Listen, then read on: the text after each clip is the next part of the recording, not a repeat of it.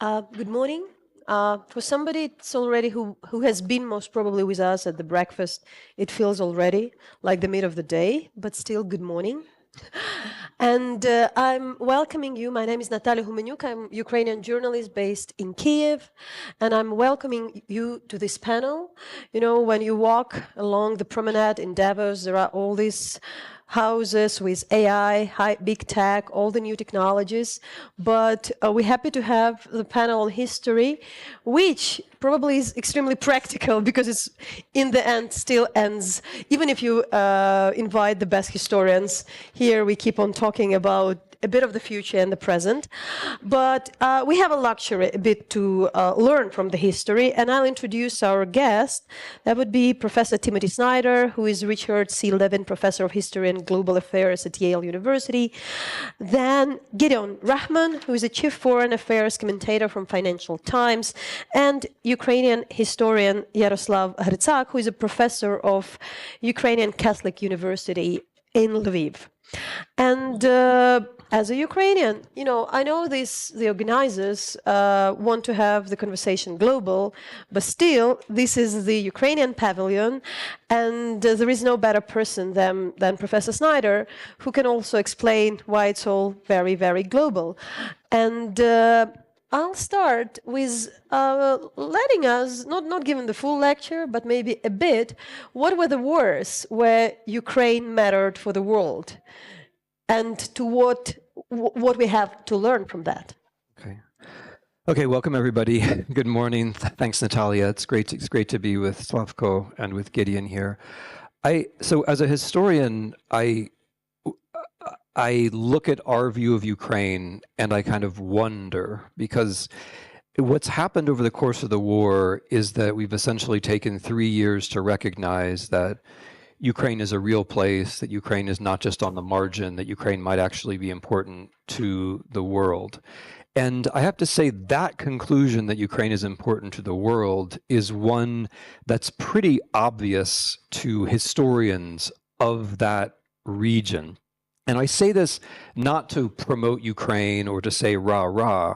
I say it just because of what we actually know about the last 5,000 or 6,000 years of the history of the world.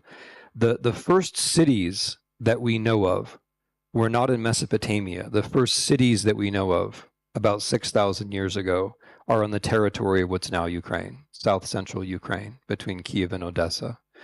And those cities, those large gatherings of 10,000, maybe up to 100,000 people, were destroyed sometime around the war, which may be the war more than any other that decided the shape of the world, which was when the first people who managed to use the horse on a large scale for warfare, probably the same people who spoke Indo-European languages, conquered what's now Ukraine and brought themselves and their horses and their culture into the rest of Europe, into Anatolia, and into northern India, bringing with them the languages that are spoken by half of the population of the world today, the Indo-European languages. That's the territory of Ukraine changing the world. Where our story of Western civilization starts is with ancient Greece. But ancient Greece only existed in the form that we know it, in that celebrated form of Aristotle, Plato, Socrates, Aeschylus, Euripides. It only existed because of a synthesis across the Black Sea with the Scythians, with the people who inhabited the northern coast of the Black Sea, what's now southern Ukraine. The Scythians arrived about 2,500 years ago. And their synthesis with the Greeks is what made our civilization possible. If you read carefully the works of Aeschylus or Euripides, you realize that their most important work is actually about the coast of the Black Sea and the lands that we now think of as Ukraine. And there's good reason for this, because from the point of view of the ancient world, the great foe, the great Eastern world, was Persia. And the reason why the Scythians were famous to the Greeks was because they had defeated the Persians decisively in a one-on-one war. And that war made that Scythian-Greek synthesis possible, and thereby all of Western civilization possible. The role of the Scythians in Ukraine is scarcely remembered. We remember the Greeks, but we don't remember the Scythians. And the bits and pieces of Scythian civilization are hidden under things that we consider myths, like the Amazons. But of course, the Scythians actually did have mounted female archers. That's actually a true fact confirmed by Ukrainian archaeologists. The Greeks give way to the Romans. How did the Romans fall? The Romans fall in a war which I think people in the 21st century should be recalling. It's when the Huns defeat the Goths in the 4th century AD now. The Goths are a Germanic people that inhabit most of what's now Ukraine, some of the Carpathian Basin. The Goths are defeated by the Huns in the 4th century. And then the Huns take the resources of the Goths and destroy the Roman Empire. If you're the European Union, that's something which is worth thinking about, I would say, right? The great Roman Empire, which is the model for essentially all European political thinking for the last 1,500 years, is destroyed because of a conflict in Ukraine, where a power from the East destroys the power in Ukraine, breaks it up, and that instability, plus a new coalition of the invader and the invaders, destroys the empire, which is your political paradigm. 1,000 years ago, the Vikings pick up the pieces of that Gothic Germanic civilization, learn those stories, and bring those stories with them when they found Kiev around the year, when they take over Kiev and make it a power around 1,000 years ago. Their great ruler was Yaroslav, who destroyed the Khazars and who defeated the Byzantines in the Balkans and fought wars over a scale of 7,000 kilometers, which is quite extraordinary. 100 years ago, or let's say in the last 100 years, Ukraine has also been the center of world or continental geopolitics. The First World War, although we don't think of this from a Western perspective, was largely about control of Ukraine. From the point of view of the Austro-Hungarians and the Germans who were thinking of the Kornkama, the endless cornucopia of Ukrainian food, it was largely about Ukraine. The Holodomor, Stalin's first 5-year plan, and the famine in Ukraine was about control of Ukrainian resources. The Second World War was about control of Ukrainian resources and Ukrainian human potential. The central axiom of Hitler's strategic thinking was control of Ukrainian territory. That is the cause of the Second World War. It's also where the Second World War was decided. And again, if you're European and you don't want to think all the way back to the Goths and the Huns, thinking back to the 1940s or the 1930s should be enough. The axis of the Europe that exists today, it was created by a war which was about Ukraine and in which the right side won up to a point. The Soviet Union as it existed depended upon control of Ukraine. I think historians looking back 500 years from now will probably see the war of 2022 in the context of the Second and First World Wars as a part of a European struggle for Ukraine. What's different now, of course, than 6,000 years ago or 2,000 years ago or 1,000 years ago is that there is a Ukrainian political nation and a Ukrainian state. There are people who are inheritors of this very broad and rich history, and there is a state with which other states can cooperate, which in some sense makes things relatively easy. Once you know that wars fought over Ukraine are disproportionately important for future centuries or even millennia, and there's a state to cooperate with, then the conclusion that you draw should be relatively simple. Thanks. Gideon, don't be afraid. I'm not going to ask you to analyze events of 5,000 years ago. I still would go for some history. Though, and I want to I'm bringing the conversation to, probably to this place and to the discussions which are happening for the last days here. And there are a lot these days about relations between the US and Europe and kind of tossing the ball of the responsibility for the security. Mm-hmm. And was it always the case?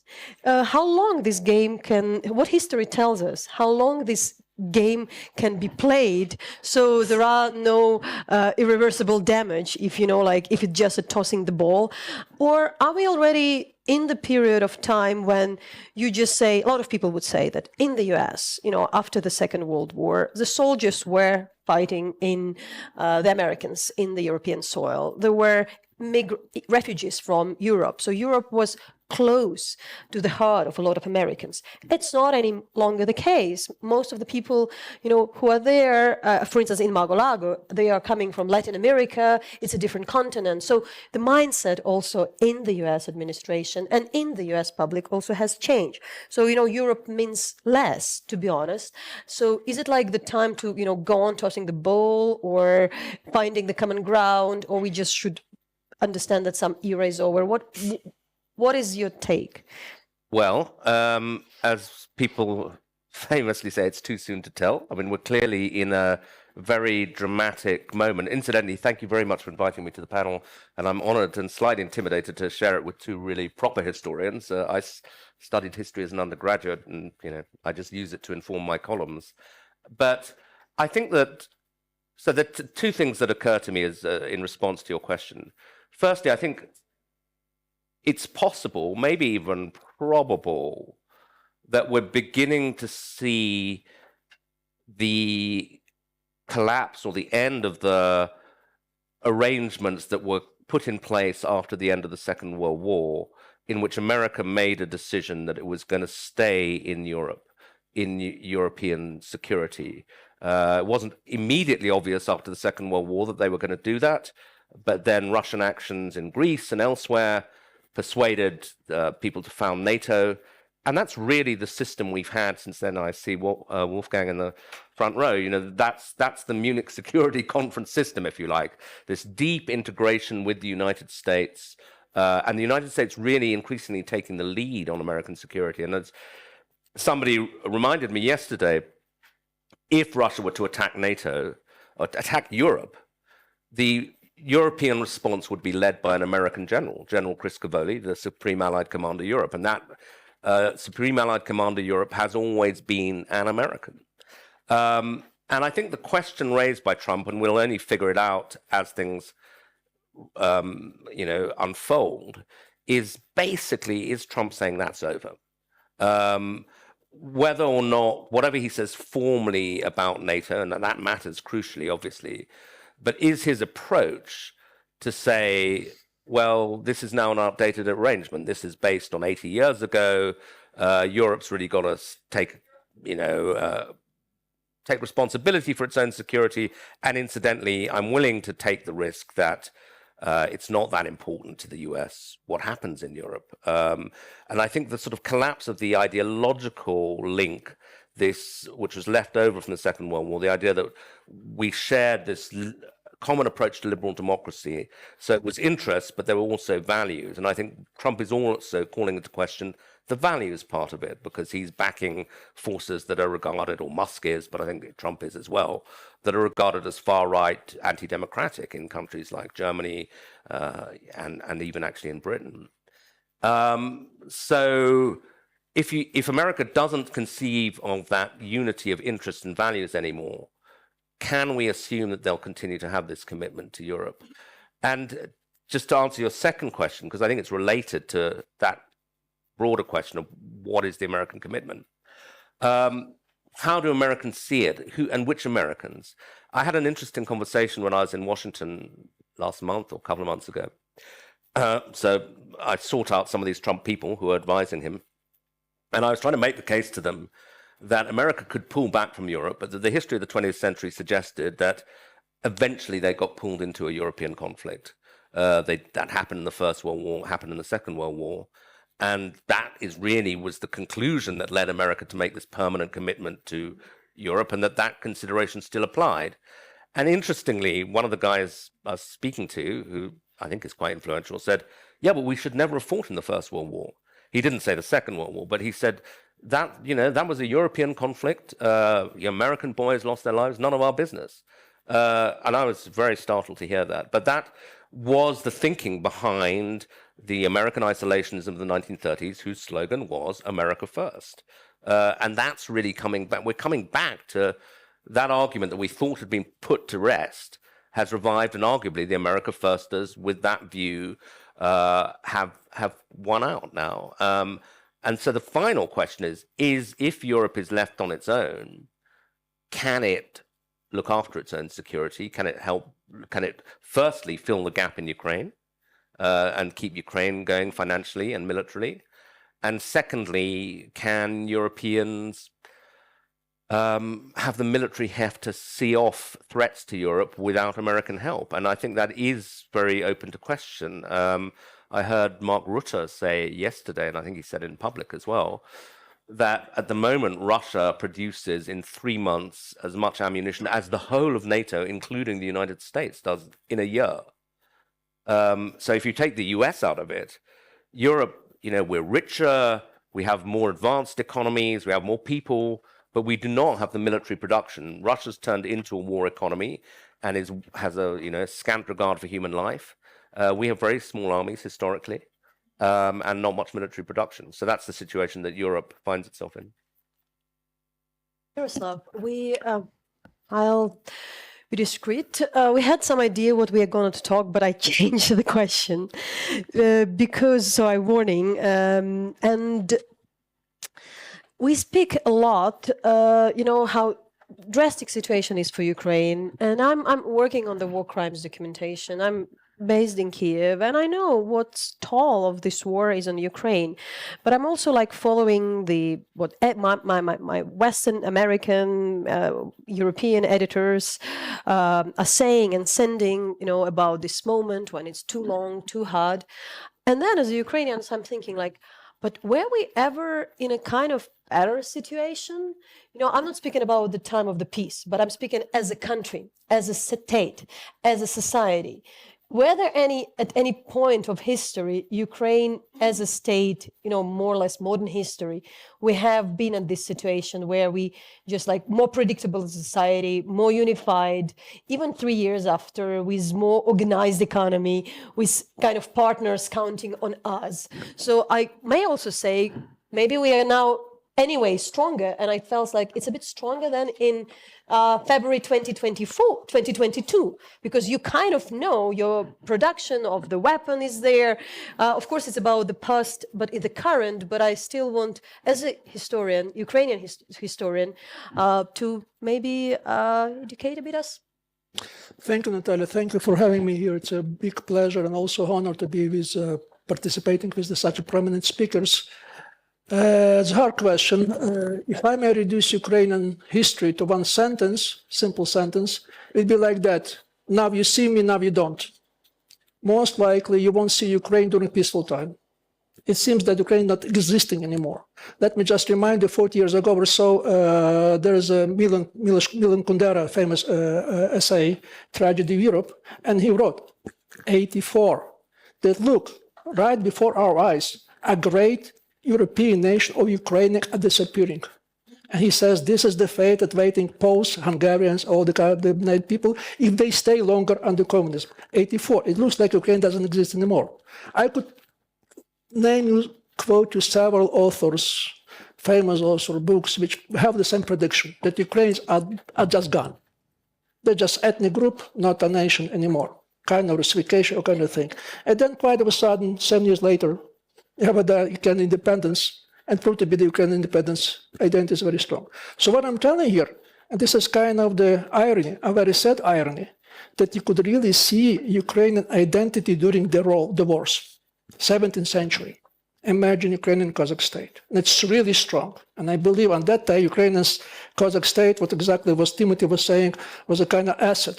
Because once Ukrainian Kazakh state left Poland and entered the Moscow state, it opened the path for the Russia, this long path to superpower, because Poland has lost and Russia has gained. And this is something very important. Then later on, the First World War, there is the rather famous book by the British historian Dominic Levin about the collapse of Russian Empire, and the first starting sentence is quoting probably verbatim, that the fate of the First World depended in the first place on what was going in Ukraine. And then the Second World War, what Tim was just Snyder. So what Tim was just saying, what I mean to say, that all the time we have this kind of situation, that you're very skeptical about Ukraine, about this future during the peaceful time, to the extent this Ukraine doesn't really exist, it doesn't really function, and then quite of a sudden, it's like a miracle. Also, this is the case not just about the war or revolution, first Maidan, second Maidan. We're just surprised. And this is like I see in Ukraine, we have two types of discourses. When we are doing bad, we say, what the kind of nation you are. And you're doing fine, we are a nation. This is the two discourses. So there is something in between. So what I'm saying here, this is not the first time. And I would say Ukraine has a kind of the trait that nobody could really explain in rational terms. Resilience. Ukraine went through the very severe crisis. One of the most severe crises was 1994. Let me remind you that this is the kind of economic crisis combined with political crisis, and The Economist went with the issue on the Ukraine, which says the birth and the possible death of new country. And The Economist meant Ukraine. So what I'm saying here, Ukraine has a some kind of resilience went through to survive this kind of deep crisis. And now let me zoom out. Let me provide some global perspective. I don't see there is something exceptional about Ukraine. I see this as a kind of common pattern we could see quite often in different cases. We historians, we tend to see in historical terms, not a kind of astronomical time, because astronomical we have the same day today, which is what, 23rd of January 2024. It's everywhere, be it in Finland, Philippines, it doesn't matter. We count time different. We think there's a historical time. So let me put it this way, if I may put it simple. If you want to compare, say, Poland to Ukraine, it doesn't really make sense to compare on the same date. What you have to compare, count the 34 years of the Polish independence, 1918, you will find what is more similar situation from Ukraine. Do it the same with the French history, starting from the French Revolution. It takes probably 100 years to come from the kind of stability through the Federal Revolution. Take Germany. Whatever country you take. So when you say Ukraine has a specific category, it's a young country. And young country, there's a kind of how should I say, a pattern, a very unfortunate pattern, because young country tends to come through the crises from time to time, regularly. So we have a 20 years Ukrainian independence, we have 2 revolutions, some say 3 revolutions, and 2 wars, and still resilience. So this is my final point. This is a common pattern. Look at any country of G7, and count the 34 years or 34 years of their history, 50, you will see the same pattern. So what I'm saying, if we count, we are asking, or we're suggesting that Western countries have to take inspiration from Ukraine, I would say historically, Ukraine have to take inspiration from these countries. Because all of them became successful. Because there's another pattern here. To be a successful for a young country, you have to come reforms, with the deep reforms, with radical reforms. And the best time to do reforms during the crisis. Nobody does reform because of the comfort. Reforms come from the understanding of the local elites. If they won't do something, they will be wiped out from the country together with their independence. This is belief, something here. So I'm not saying that Ukraine, the history provides some kind of consolation, that we are fine, that everything happened. No, but just saying the trend is there. Trend is there, and I would see that, yes, Ukraine is extremely resilient. We don't have a kind of the rational explanation, but at least history helps us understand where we stand and where is the option. And probably the final point, and this is something that concerns our title of our conference, that most of the countries, young countries, could manage on their own. There's always someone to help them. If you look at this kind of period of young countries, there's always someone, the third side or the second side, who was helping that. So I'm saying we are trapped, we are going in the very dangerous, risky way, but historically say this is a rather safe way, and we have no other way but just to proceed it further. Thank you. Thank you, Yaroslav. You added to my collection. I like to collect the covers of the deaths of all the countries, including from all the magazine Time, The Economist. I don't want to name them, but I regularly kind of make a couple of photos per year with those covers. I'm glad to bring Walter Mead, who is a global view columnist from the Wall Street Journal.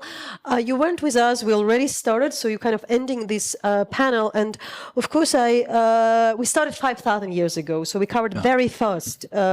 You're right on time. I'm just in the 20th century. And I asked about the 20th century more that when I talk to also some of the Ukrainian diplomats, including in DC, they really say, with all the gratitude to the Biden administration, saying that, like, how about this generation which don't remember Cold War? And they say, sometimes it's even easier. These people know nothing about Ukraine. They know nothing about Russia.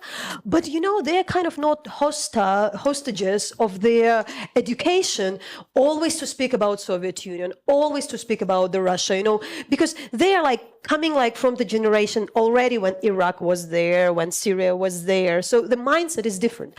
And I ask you, what do you think history can learn us, as it says? Maybe it's worthy that sometimes some people forget some part of the history. Weren't we a bit of the hostages of this kind of nuclear disarmament, the trying to see Russia through the lenses of the Soviet Union? And I'm in particular want to understand, speak about, not even that much about Ukraine, but the US view on Russia. All right. Well, first of all, let me apologize for being late. If anyone here is staying in hotels in clusters, you will understand this new Davos word, clusterfork, which appears to happen every time you try to get from one place to the other. And I was a victim this morning. I apologize for missing the rest of the panel. One of the reasons I wanted to be here was because these are some of the people I really listen to and respect over the years.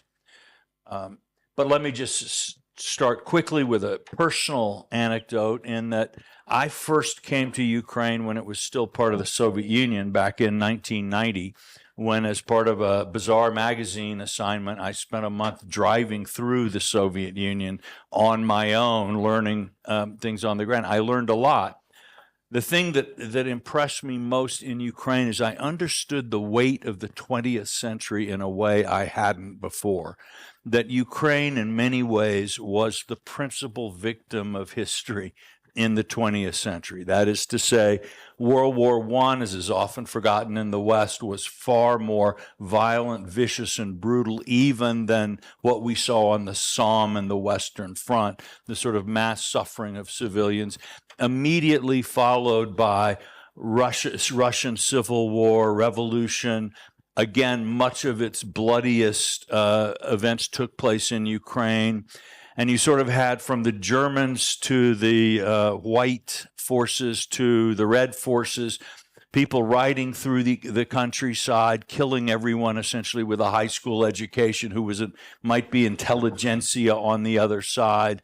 You then had obviously the Stalinist waves of repression, mass murder on a scale rarely seen anywhere. Then in World War II, again, much of the worst fighting was in Ukraine, and you had on both sides systematic destruction of the intelligentsia, civil society. This is, if you want to talk about a people who was crucified in the course of the 20th century, Ukraine is it. And I was powerfully impressed in 1990 at the shadows these catastrophes cast over private lives, personal relationships, the deep damage that had been done to Ukrainian society as a result of these crimes and horrors. And since then, what has continually astonished me is this resilience of Ukraine. Is watching a society knit itself together, find new purposes, obviously still struggling with an extremely complicated and difficult legacy from the past, and increasingly under the hostile gaze of an ambitious and suspicious neighbor.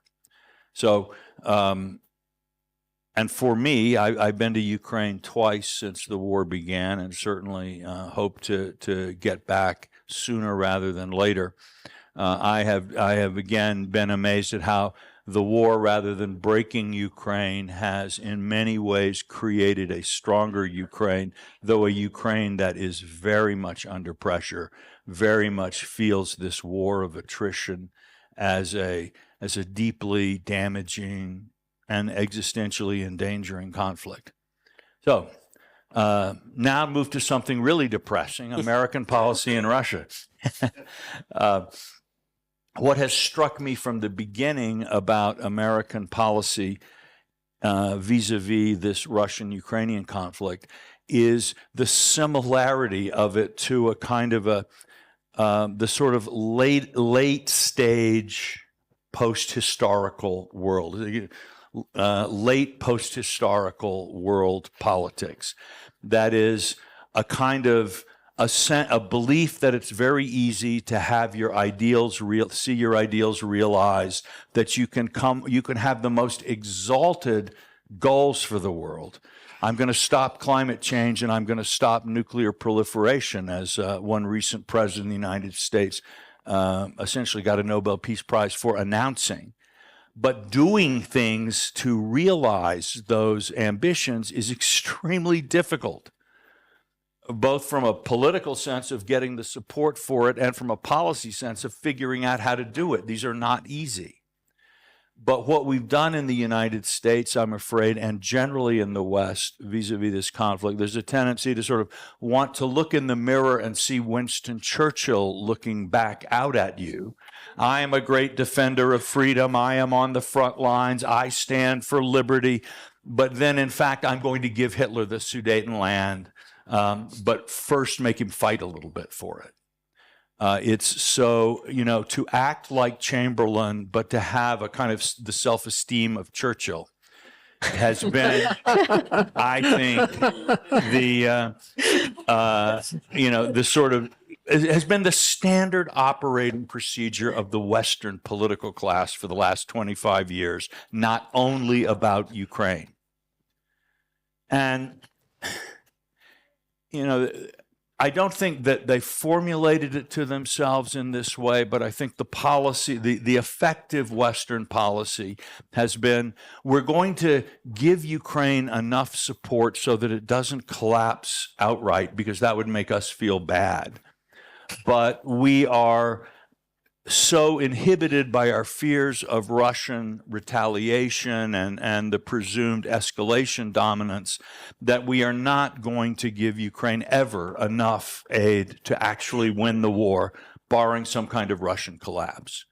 Now, I think at the beginning they hoped that economic sanctions would bring Putin down quickly, and so they could this would work.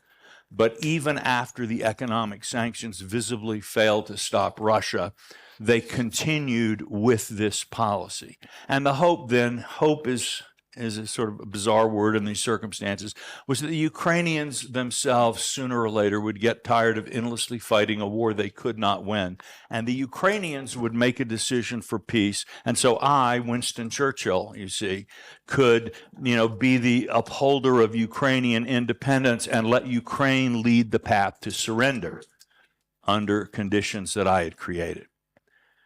Now, in fairness to the people who've developed this policy, Russia is not an easy nut to crack.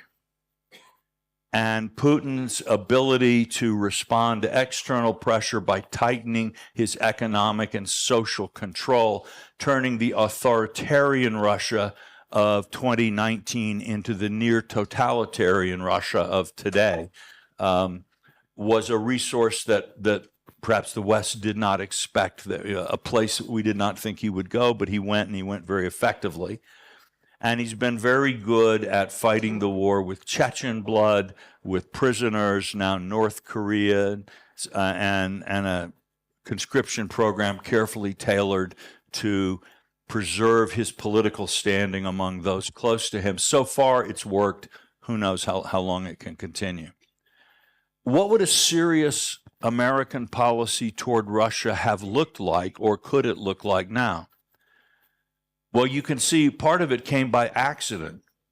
The biggest success the world has enjoyed against Russia in the last since the Ukrainian war began, is the thing that the West most deplored, that is the Israeli wars against Iran's clients in the Middle East, which led to the fall of Russia's client Assad in Syria, and I think points the way to what a serious geopolitical strategy about this war would look like, which is to say that one does not necessarily defeat Russia by trying to escalate on the battlefield in Ukraine, which is the place where where your fear of Russian escalation dominance is greatest, right? But you can go after Russia's clients and interests around the world. Ukrainians have done this to some degree and have played a very interesting role in some developments.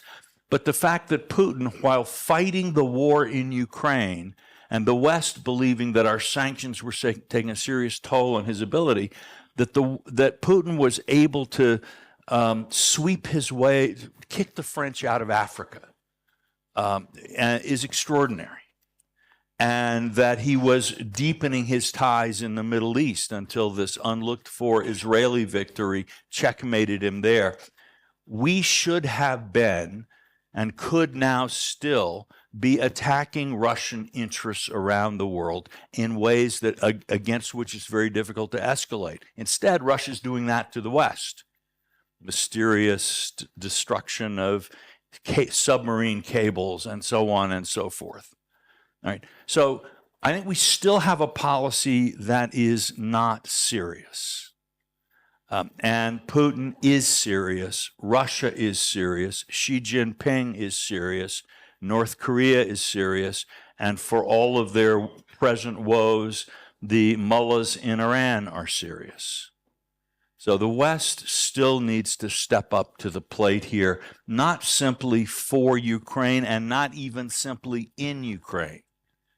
Whether our new president will do this or whether he'll go off in another direction, I'm no better suited than anyone else to predict. But if I spoke too long, I'm sorry. This is a subject that maybe you can tell I feel a little strongly about. Gideon, what's your take on Chamberlain?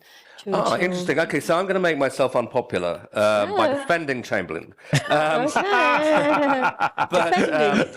FT defends Chamberlain. Yeah, You've got the headline already. Okay. So, and also pointing out the difficulty of the Churchill-Chamberlain analogy really has been used since 1945, and it's often led the West in in directions we've regretted, because it was such a searing experience. It's been the mental framework of Chamberlain's failure in Munich and then Churchill turning it around, but that it's been misapplied consistently since then. So that this is a pretty British story, so I'll skip over it quickly, but there was the Suez Crisis in 1956, where Britain and France and Israel went to war with Egypt, and the Prime Minister at the time, Anthony Eden, convinced himself, because he'd lived through the Second World War, that Nasser of Egypt was the new Hitler, and he wasn't going to be Chamberlain, and we went to war, and it's a kind of a disaster. And marked really the decline of British power after that. And actually, Nasser wasn't Hitler, and he wasn't a great guy. And then we have the Vietnam War, and if you read the history of the Vietnam War, constantly Johnson is saying, invoking Chamberlain, Churchill, etc. And again, it leads America into a war that they come to regret.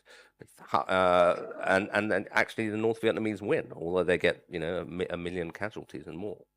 And then again on the Iraq War, Bush famously puts the bust of Churchill in his office and wants to be Churchill.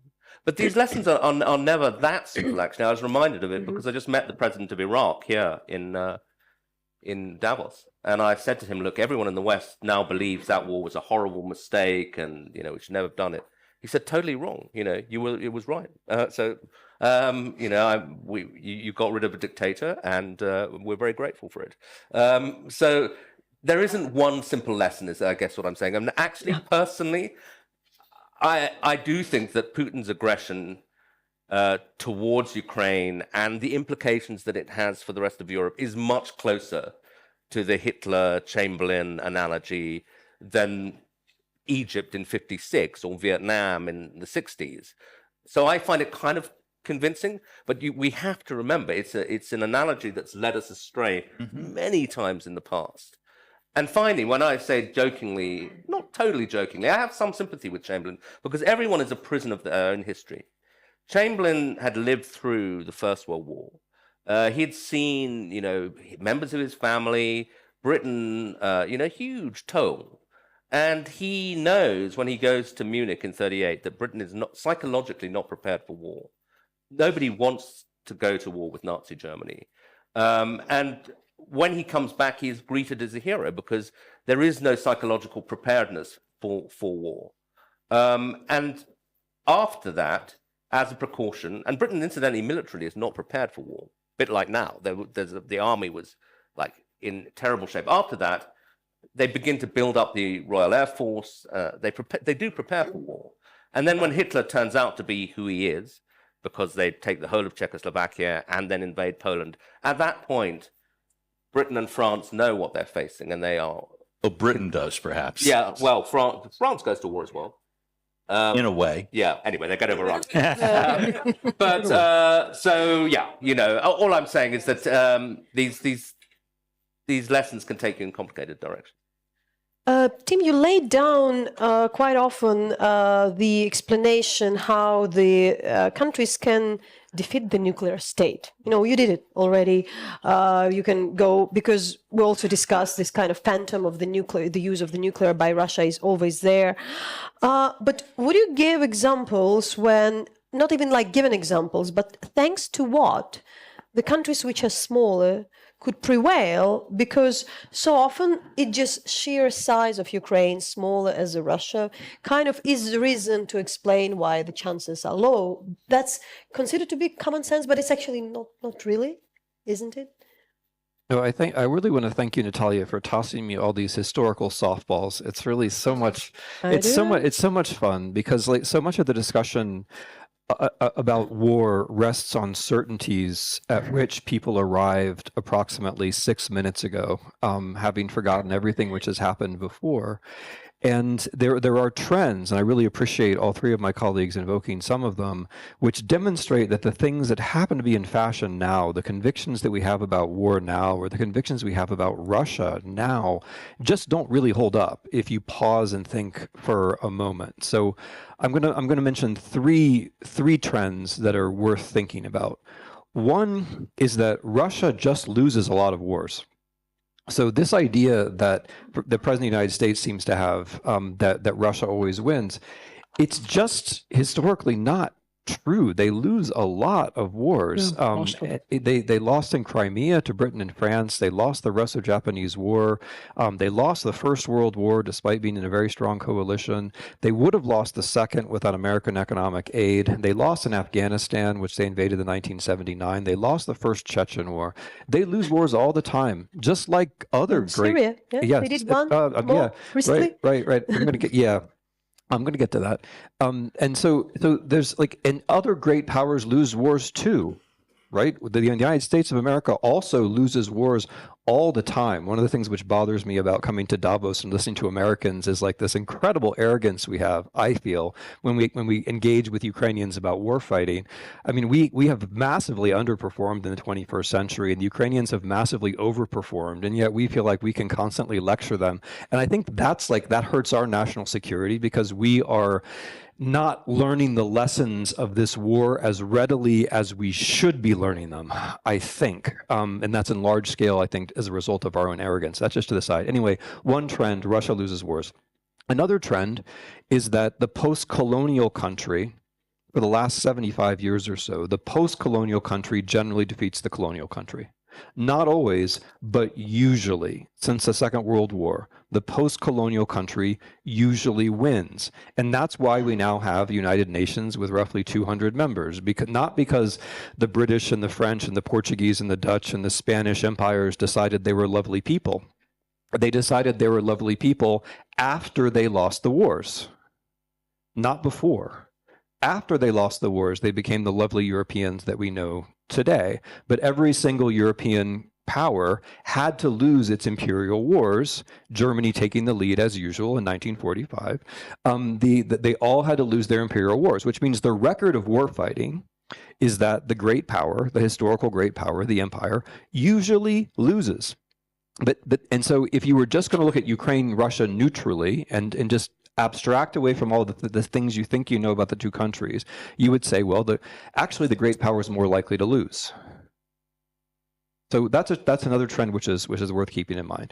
And the third is that states defending their own territories very often win wars against states which are attempting to assert force onto their territories.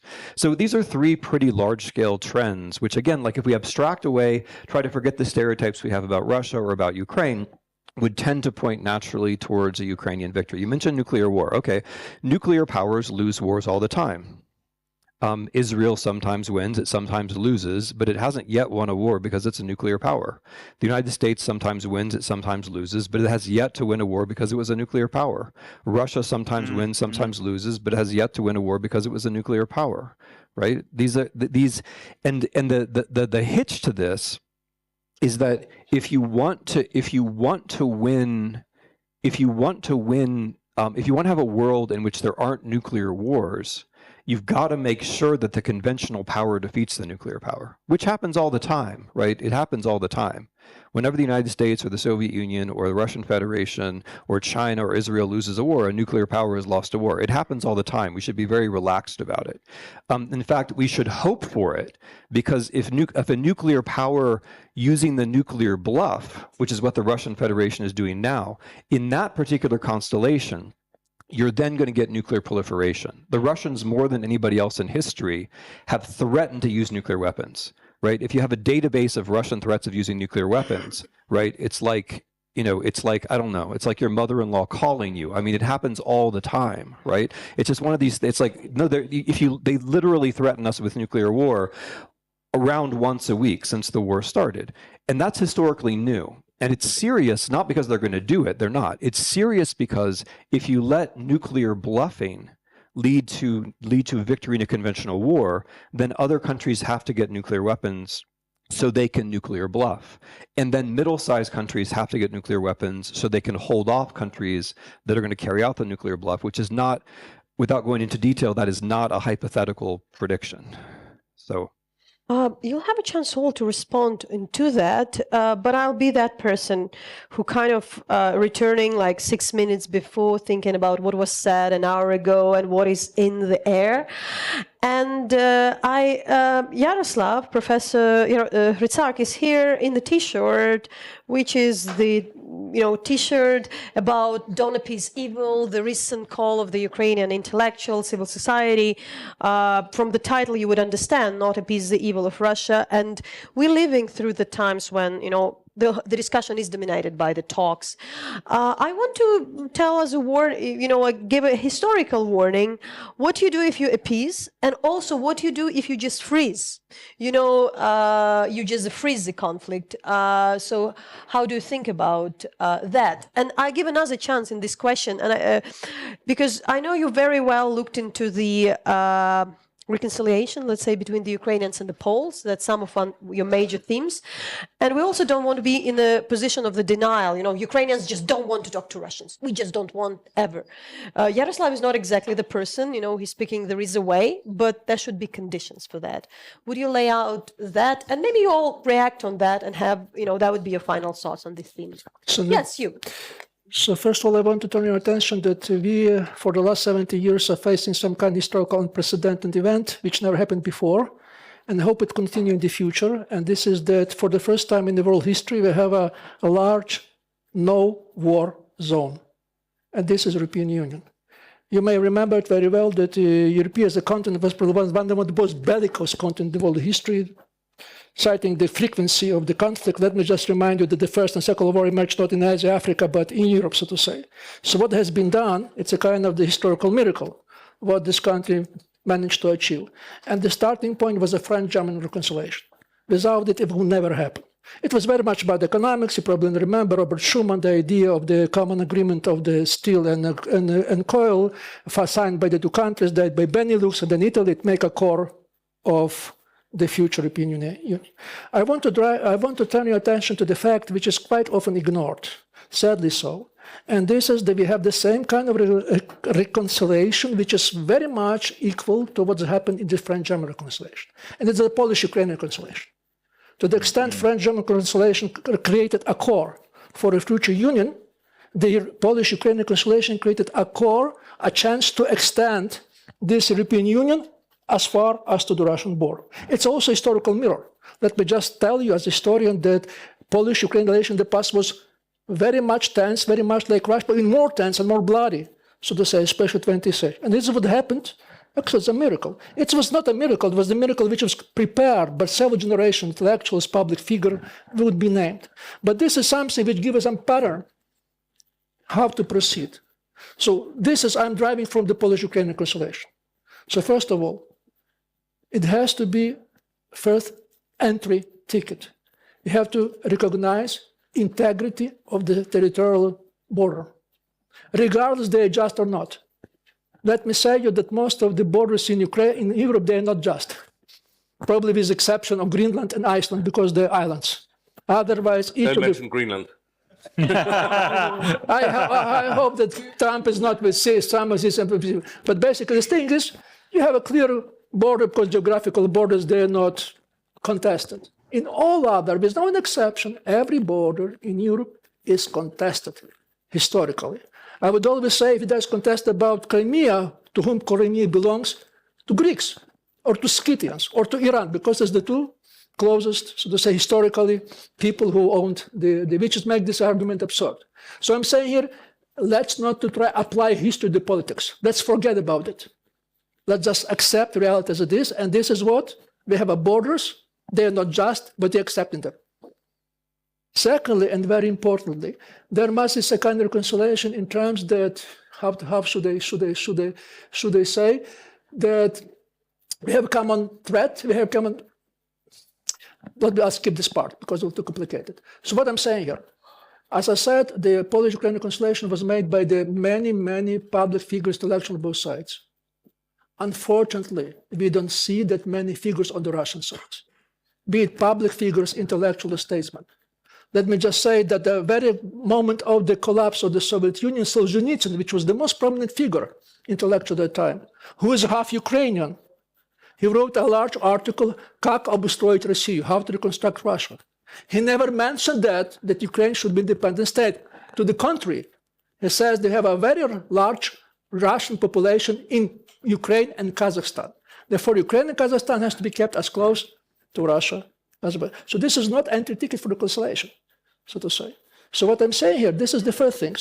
But in condition of the war, there must be another entry tickets for sale. First of all, our commentator on the integrity, Russian intellectuals have to say, or statesmen, we are sorry. We are really sorry. We have to reconcile with the crimes that we did, and we never do it again. And throughout those 3 years, I'm trying to reach any Russian intellectuals, public figures. And I said, just write a very short address with those two messages that at least we could start thinking about the future reconciliation, like say in 50 years. Never happened. There are several personal statements, like Kasparov said that, say like Gaziger said it, but you don't have any kind of the, say to say, statement from the Russian liberal opposition, be it in Russia or be it outside. And this is a tragedy, which means that chances for Russian-Ukrainian reconciliation are very slim. And the third condition, I'm sorry to say that because I couldn't, this is what Tim used to quote. He quoted the Weizsäcker, the former German president, that the best thing could happen, the best thing that could ever happen to Germany, that it has lost the war. So the best thing that could happen to Russia, that lost the war because it would start to reconstruct normal state. So a part of this two precondition, the third precondition, Russia has to lose the war. Because without this reconciliation, it would hardly happen. So again, I'm rather skeptical about perspective Russian relation because those three criteria are not met. But you see, as I said, in history, miracles could happen. If you refer to Polish-Ukrainian reconciliation, you could never be sure about that. But still, as I said, this must be all the best improvisation, the best miracle are those who are really prepared. I want you all, thank you. I want to all respond to that. We have the less than 8 minutes and we need to finish very much sharp. Also, like, give a hand to our speakers to understand like whether there is a question so they know how long they can speak, but maybe Walter, you start. Well, I'm impressed by your arguments, and I do feel, having traveled widely in Russia as well as Ukraine, that Russians psychologically are not ready to see a separation. I think Solzhenitsyn was at one point was ready to say, well, on the west bank of the Dnieper, we've lost them, but the other half is ours, needs to be. That's as close as I've really seen. And so Putin's task in fighting this war is a bit easier than it would otherwise be.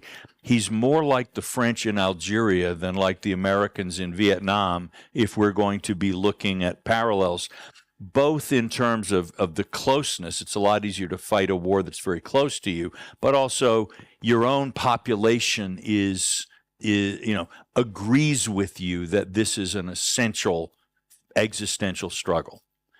And so, but again, in practical terms, as in the last conversation I had here, which was yesterday or the day before in Davos, I can't remember which day it is, while I spin long, elaborate historical analogies, the point was really there will probably have to be, unless things really change, a territorial compromise of some kind. And the question then is security guarantees for Ukraine. What, is it NATO membership? If it's not NATO membership, what is it? Will Russia stop fighting if Ukraine has better security guarantees than Russia thinks it should have, et cetera? All of this suggests that this fight between the peoples is something that won't end quickly, and any kind of peace is likely to be both fragile and dependent on the attitudes of external states. So it's going to be difficult. I think many of us have seen in a sense, people have talked about Ukraine as the Israel of the North. That is a state that by geography is going to be forced to be very defense-minded, realizing too with a smaller population than the other side that it needs to go to high tech. That kind of Ukraine could well flourish. But it will need more support, I think, than it's currently getting from the West to get to that place. And I hope we can all find a path for that. If very briefly, you have the question, Yannick, and it would be the one, and then we would have a final words because we have a couple of minutes. Or, yeah, please do. Yeah, it's more depressing about the West than about Ukraine, I think. So how do you fix the West? We got 30 seconds, did you say? Yes, Tim, you have 1 minute. You have 1 minute, and we'll kind of final. It will be the final. Well, I cede my minute to Tim. Okay. One interesting difference between the early 90s and the early 2020s, for those of us who sort of lived through both and had were engaged in this part of the world, is in the early 90s, the East Europeans sadly really did think that the Americans understood everything. And that is very different from Ukrainians in the early 2020s, and it's refreshing, frankly, because of course we don't, and we need people to learn from, as well as people to try to teach things to. And so I really appreciate the question. Of course, the fixing the West is not like fixing your car. What I'll try to do is just briefly synthesize some remarks that everybody has made in one way. You could say that Trump is wrong and Biden is wrong. You could say Churchill is wrong and Chamberlain is wrong. Or you could say everybody has something right. And the trick for the West is to get two things right at the same time. So, for example, I think the Biden administration is deeply correct in talking about Ukraine to speak of human rights and international law. And I think the Trump administration would be deeply mistaken to drop a language of values and laws and norms. On the other hand, I think the Trump administration is entirely correct that force matters in the world. They're entirely correct about that. But force in the name of what exactly, right? If you talk about force mattering and you want to be a great power politician, you have to have some notion, at least of the interests of your own country, which I think they're currently, let's say, working on, I'll put it politely, and perhaps even about what the world should be like. And ultimately, that will come down to value judgments. I mean, even the claim my own country matters is a value judgment. So the trick, I think, for the West is to care both about norms and to care about power, to do both of those things. And as Walter quite rightly said, dreaming about norms doesn't make things go the way you want them to go. On the other hand, dreaming about power and talking big also doesn't make things go the way you want them to go. You have to be able to exercise power and care about norms at the same time. And that's the synthesis which I think one has to achieve, and in Ukraine would be a good place to start. Gideon, can you summarize with this FT, very practical summary, like... No, I can't. Okay. Look, we're in a moment of deep flux. I like the way that Tim said, that it's very easy. I feel, particularly as a journalist, to sit outside and criticize. I don't know what it would be like to be Jake Sullivan sitting in the White House and being told by your intelligence services there's a 50% chance that Russia will use a nuclear weapon. You have to take that seriously. Maybe the intelligence people got it totally wrong, but that's what he was being told. So I don't envy the people making these decisions at all. But I do take heart from, I think the colonial war analogy and the France eventually having to give up on Algeria, Britain left many colonies behind, is quite a convincing one. And maybe eventually there can be a change of mentality in Russia. They have to lose. No. They have to lose.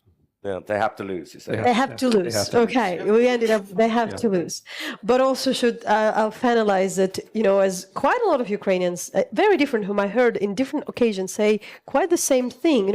We kind of survived when we didn't have a country. Now we have. It's our best chance, and we have to.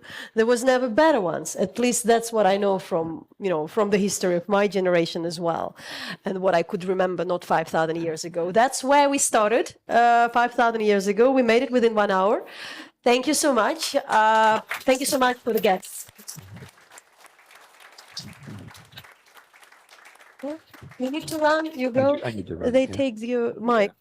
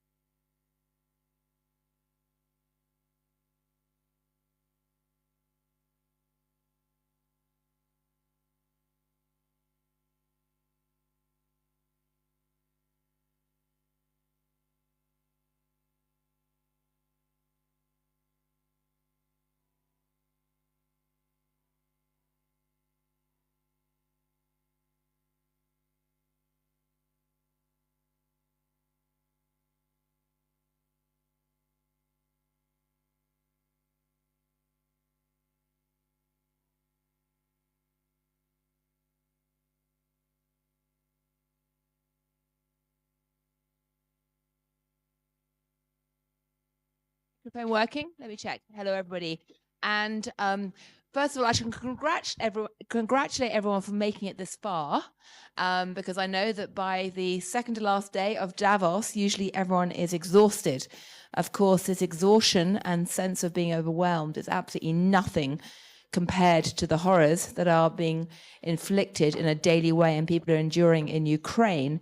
And it really puts it into perspective. But anyway, thank you all for coming along today.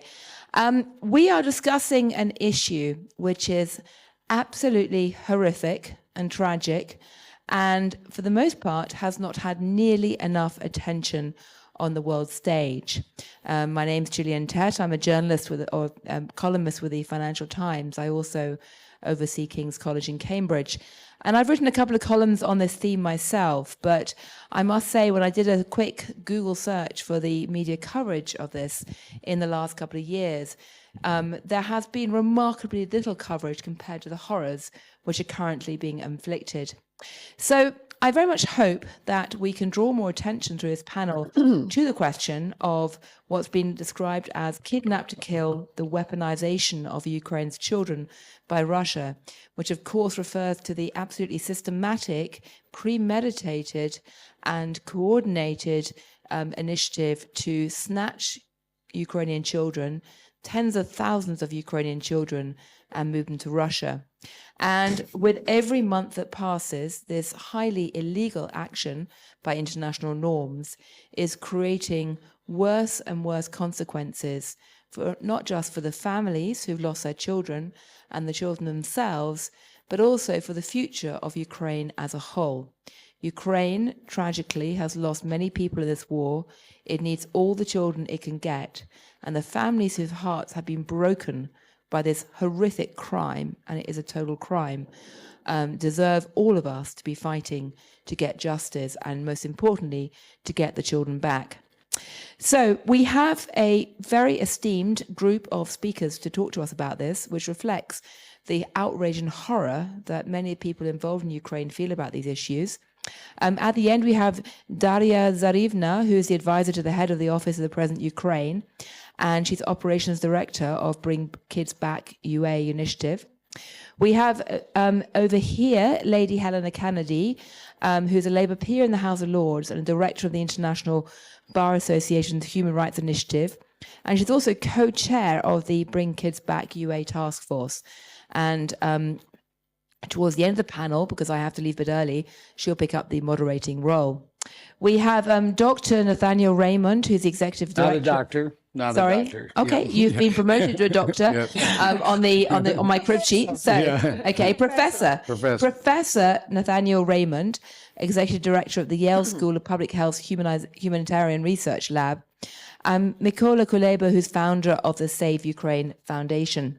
So, a great collection of people who have been looking at these issues and fighting to really try and draw attention to it, and most importantly, get the children back. So, Daria, I'd like to start with you. Can you give us a sense of what the current situation is in terms of how many children have been taken in this crime, and what you're trying to do in terms of getting them back? But also, maybe before that, just explain why this crime has occurred and why it's been so premeditated on the part of Russia. Thanks a lot. Thanks a lot for the attention to this very essential and very important topic. And thanks a lot for having us here. I suggest that we start from watching a very short video. You'll see the part of the answer. So if you don't mind, can you please switch on the video? With the... Надо убивать как волк, чтобы будешь следующим тренироваться, понял? Can you see? Есть команда. Живее, живее, шевелим локтями. Can you see?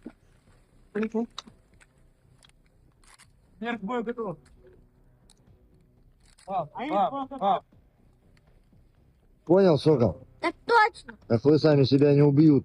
Это должны сделать мы.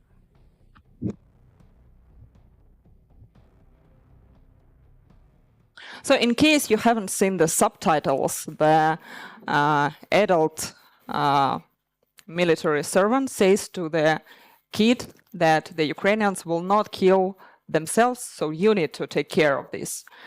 So what we have just watched, it's real, and it's not even horrible, it's a crime, and it was documented by the criminals themselves. We don't know where this reel was filmed and who these boys are, but what we definitely for 100% know is that Ukrainian kidnapped children are forced to take part in these actions. And, you know, during the Soviet times, citizens were introduced to the war and death and sacrifice philosophy since they were toddlers. And under Putin, this concept is revived.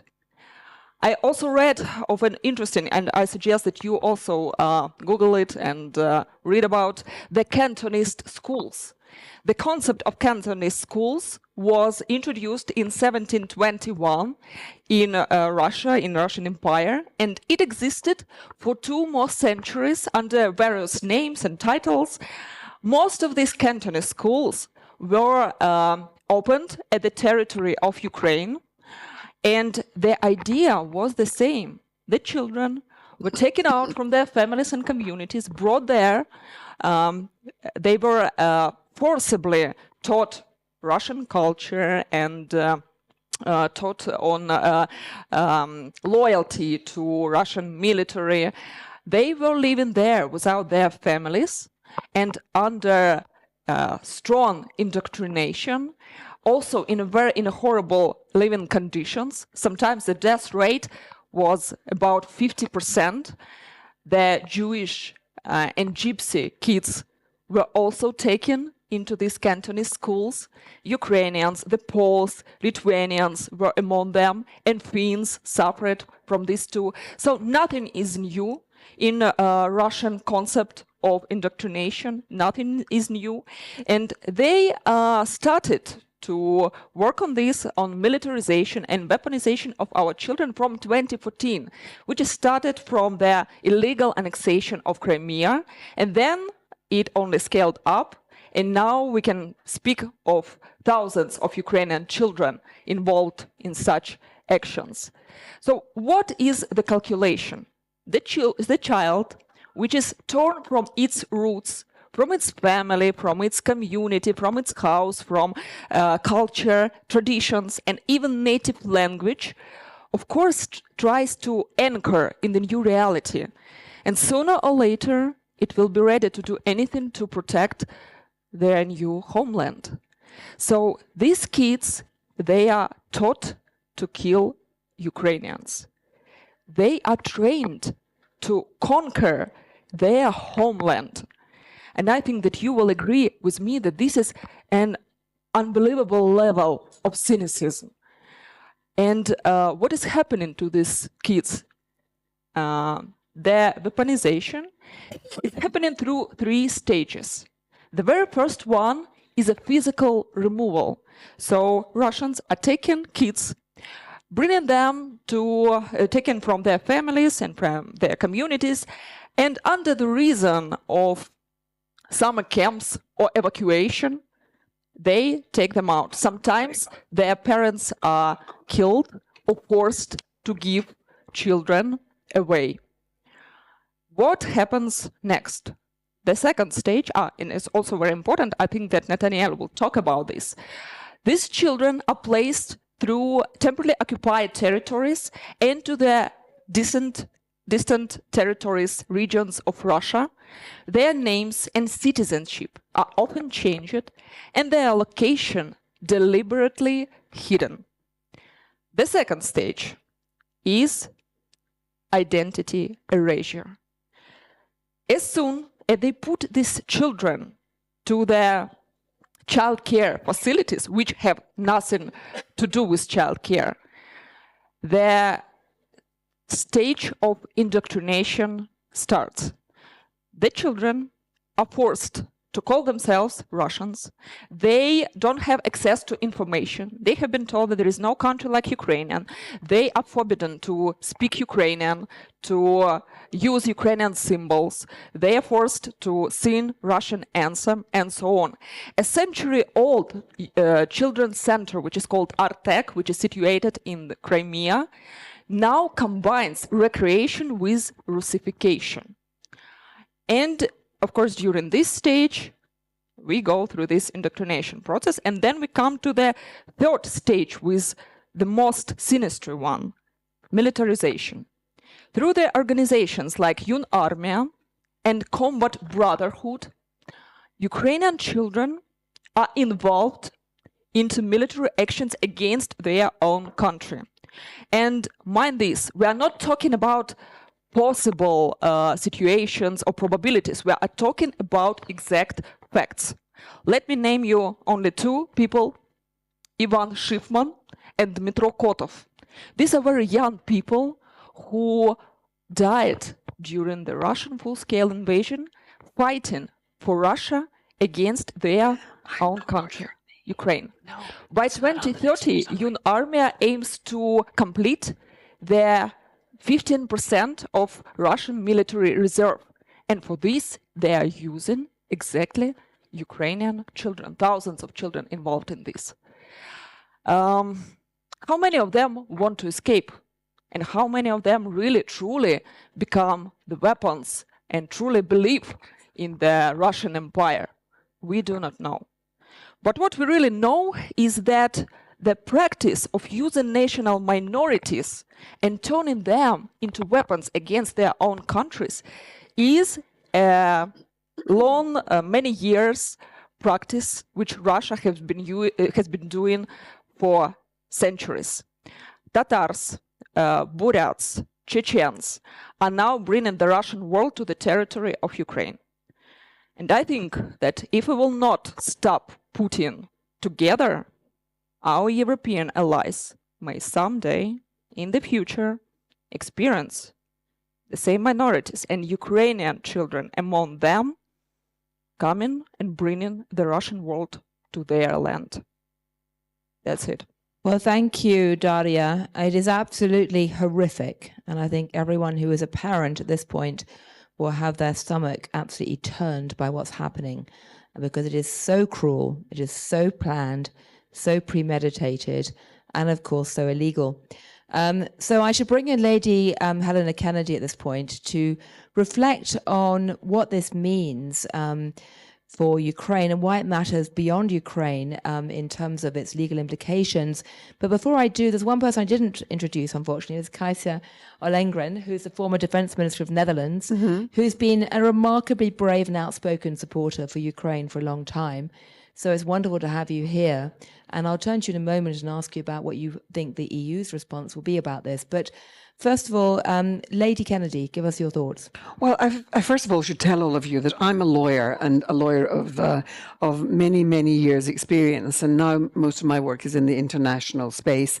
And at the very first stage, when the crime was committed by Russia of invading a sovereign territory, a task force was created of international lawyers, and I was one of them. And there were lawyers from different places, and we were looking at the crimes that were being committed, war crimes.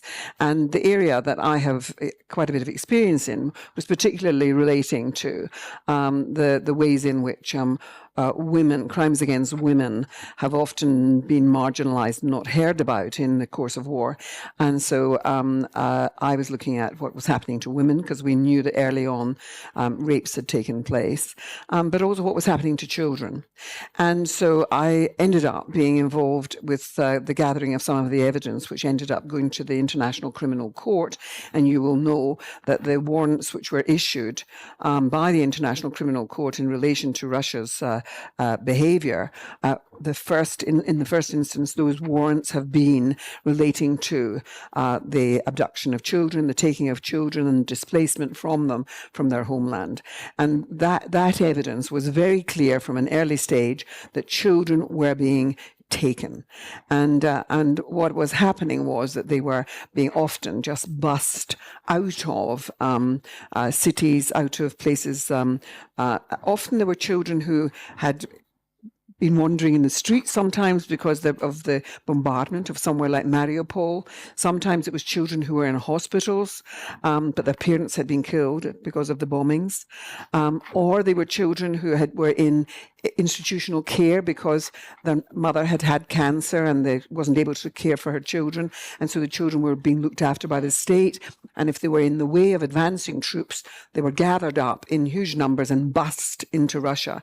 And in fact, the evidence as it's come to light has shown that we don't even know how far and wide they have been disposed of across the Russian territory. These are war crimes, and there's no end of law, I can assure you, which should be invoked to protect children, especially children in time of war. And of course, there is the Convention on the Rights of the Child, which gives special privilege to children because adults have a duty to care for them and to protect them, and particularly in times of war. But invoking international law does not come to welcome ears in Russia. Putin has been dismissive of his obligations in international law. He at different times has said different things in relation to the abduction of the children and their being relocated into Russia. And it's many different reasons are given as we have conducted an inquiry, and Andrei Yermak, who is the chef de cabinet, the advisor to the president, is co-chairing this with me, and we have been gathering the data about the children, and some of it is hard to come by because children were picked up and often don't have family members to make the argument for them because their parents were killed. But we do know from those who were in, for example, care of local authorities, that some of those places were completely emptied of children and the children taken off into Russia. Now, you would ask the question as to why would Russia do that? And in our work, it's become very clear that there have been a number of rationales for doing it. There's nothing more demoralizing to a nation than the loss of its children. The children of any nation are its future. And for the families and for the men at the front to know that your child has been lifted and you're hearing from family members that they don't know where this child is very, very, very painful. And we've heard testimonies from people as to the effect of that on them and on their mental health, never mind anything else. We have many family members, grandparents, siblings who want their brothers back, want their grandchildren back, mothers wanting their children back, and fathers too. And the problem is that we're having great difficulty. I mean, a certain amount of negotiation has been done, as you'll probably have read, by Qatar, by the Pope. Efforts have been made. We've done our own efforts under the radar with a number of leading international figures. And about 500, 600, Daria, would it be 600 now? Children have been returned. You would know that. In general, it's 1,037 it's now children, gone up to, and 449 were returned during the last year.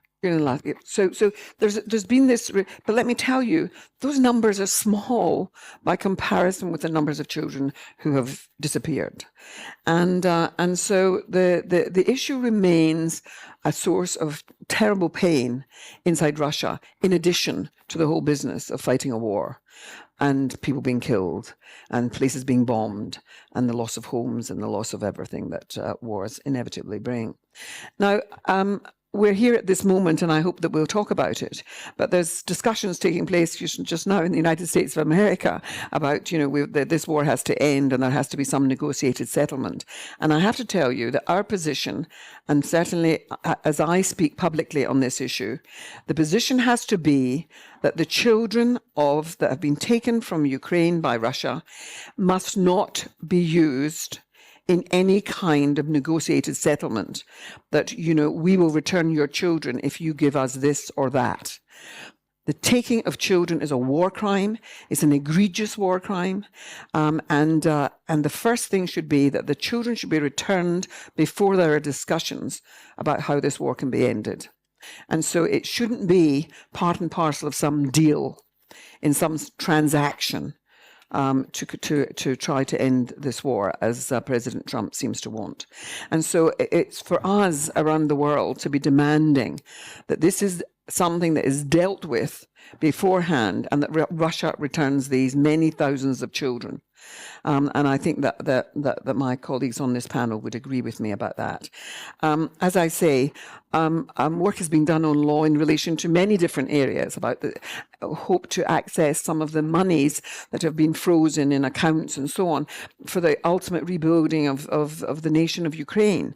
But one of the purposes, as Daria has described, in taking of the children is undoubtedly to it's a sort of deracination. It's basically a way of telling these children that there's no such place as Ukraine, that they're really Russian, and indoctrinating them with the idea as to their past being a lie, and the stories that they were told growing up not being truthful. What that does to a child's identity and development is enormous, and of course the consequences are Right. very real. So that was what I wanted to say to start. Well, thank you very much indeed. And you make this very powerful point that this is something which is unbelievably relevant and urgent today, not just because of the race against time to get the children back, but also because of the danger that, if Donald Trump does weigh in with trying to do some kind of transactional deal, this may end up either being neglected or used as a bargaining chip, and that absolutely must not be allowed to happen. That's So all of us in the room need to keep our voices very, very loud and shouting to make sure that it's really on the agenda, not just in Ukraine, but particularly in America right now. Let me turn to Professor Raymond and ask him, you've done quite a lot of research on, in fact, you've done 3 comprehensive studies looking at issues around the impact of war on children. How does that frame how you're looking at this situation now? Well, what we're dealing with at the moment is a hostage situation. And as the Baroness said, these children may be about to become poker chips in a very dangerous card game. And I want to make one point on that. With the Baroness's permission, I'm going to cite law. Please correct me if I get it wrong as a non-lawyer. Children have a special protected status underneath the Geneva Convention. If the children are traded like POWs or spies, it means we are basically ripping a hole in the space-time continuum of the Geneva Conventions. And what we have done forevermore is we have said children can be traded in a deal, which is not what the Geneva Convention says. It says the opposite. And so you have to understand here that there are basically, at the moment, based on our research, the children, many of them are hidden within 3 databases as if they were Russian children. And so one of our analysts discovered a blue and teal wall. And this wall became very important because it was at a midpoint location in a propaganda video where children had been moved by plane. We tracked the planes by satellite, and we found that the planes belonged, some of them, to Vladimir Putin's air wing directly of the president's office. So Putin's directly involved. The children are moved to this location with a blue and teal wall.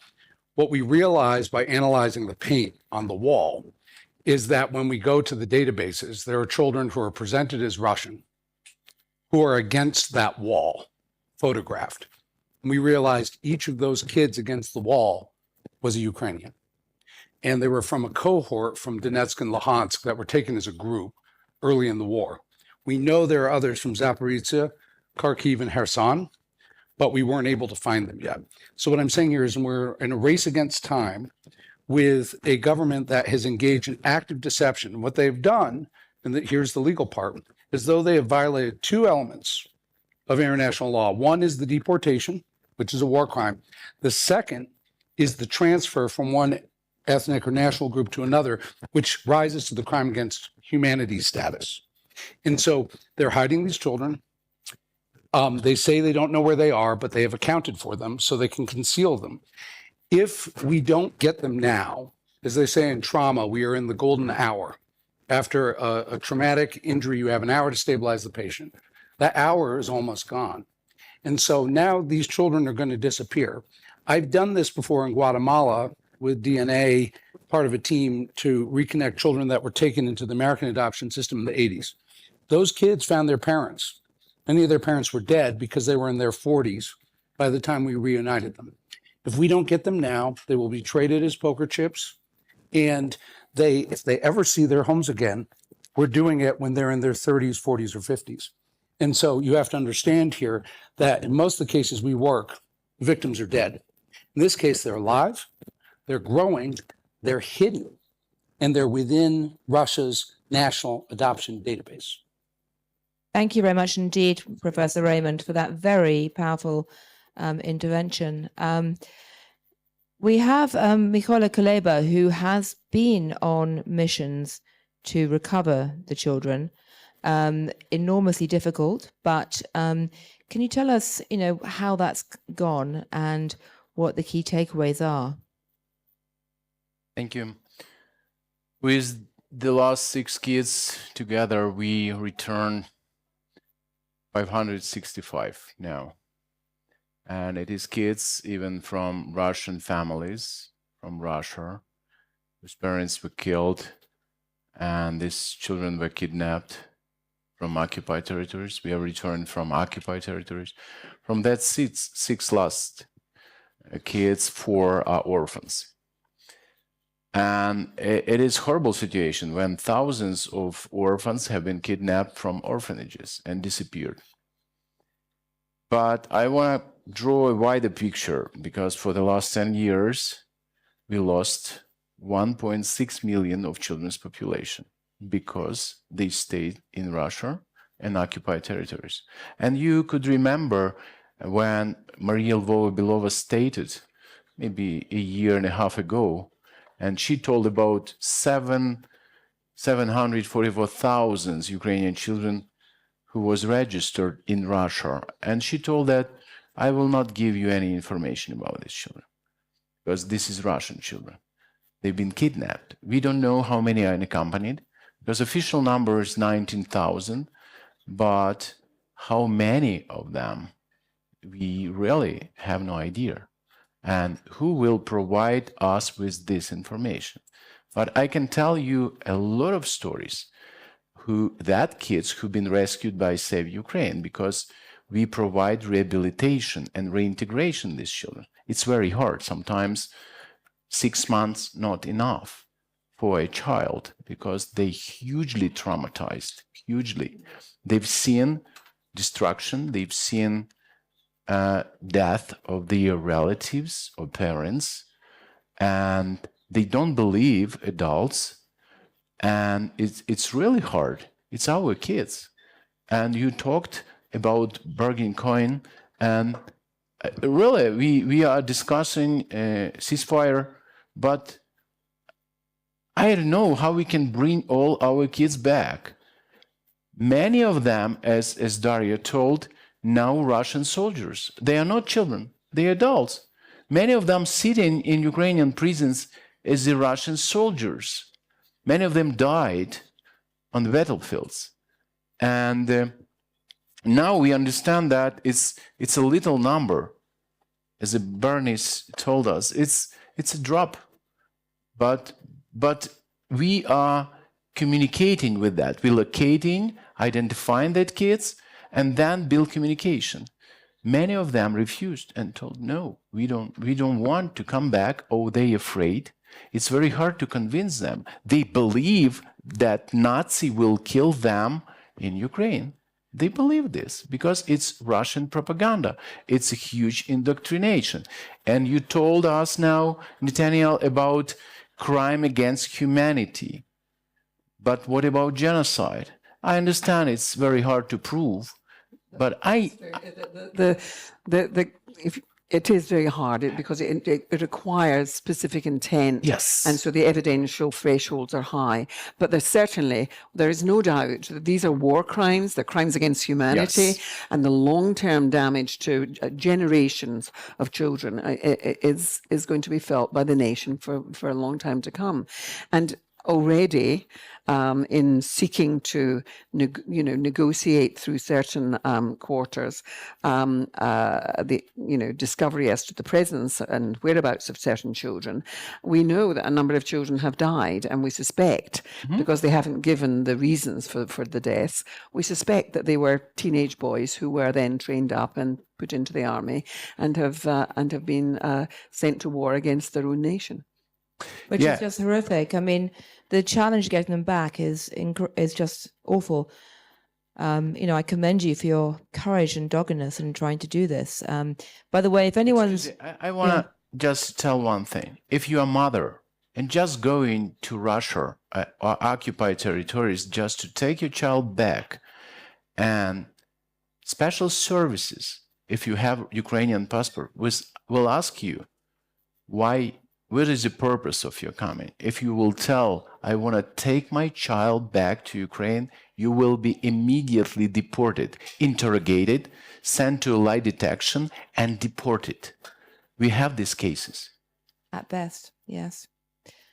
Yeah, no, I mean, about a year ago, I read a novel by the very famous French novelist Marc Levy called La Symphonie des Monstres, about, the fictionalized story based on real life of an attempt to rescue some of these children. To my knowledge, it's the only popular effort by a major writer to actually draw attention to this in the Western world, although there has been news reporting. But I very much hope this is a topic that more documentarians and reporters pick up on in the coming months, because the stories behind this, the kind of journeys that you've all walked, are absolutely horrific. But on that note, I'd like to bring you in, Minister Ollengren, and ask you, how much awareness is there in the rest of Europe, in Western Europe, around this?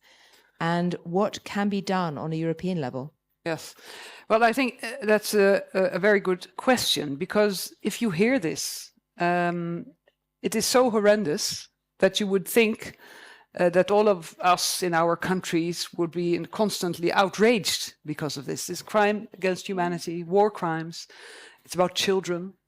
This is something that, everybody understands. It is so completely and utterly wrong that of all the crimes that are being committed in this war of aggression against Ukraine, you would put it right on top there. And instead, I see in the reporting on Ukraine, so everyday reporting on the infrastructure that's been destroyed, the glide bombs, innocent civilians that are being killed, which are also crimes, and which is also a part of this war of aggression. But I don't read so much about this issue.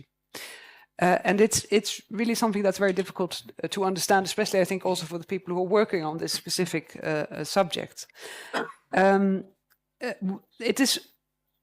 It is probably, but this is, I feel as a politician, one of the reasons is that it is really beyond imagination, that this is happening in 2025 by a country that was, at least until this war of aggression, considered more or less civilized. I think that is one of the reasons that we're not talking enough about this. And I notice also that if you get those numbers, which are incredible, really, apparently doesn't say much to people. If you get one example of the boy, for example, that was returned and told his story, a personal story, then people start to get it. But of course, you cannot expose the children that you are able to return to this. Exactly. So I understand this problem. Yes. As a journalist, I can say one of the big problems is that to tell a story effectively, you need to have human material. You either need, you need to have hard proven numbers, actual, sudden step change events, or you need people. And of course, the problem with all of that is that so much of this is happening mysteriously in a hidden way. The numbers are hard to get, and the children often can't talk, and the traumatized parents can't talk either for entirely understandable reasons. That's one of the problems. A young woman has just made a film. In fact, it may be put forward for one of the, in the awards season that's coming up for films, a documentary film about, and it tells the story of one child whose grandmother got her back. I mean, sometimes you see someone can persuade somebody in a prison or in a detention place or somewhere to let them use their mobile phone. And by then making the call, a grandmother or somebody then is able to sort of work out where that child might be. And so this grandmother got this child back.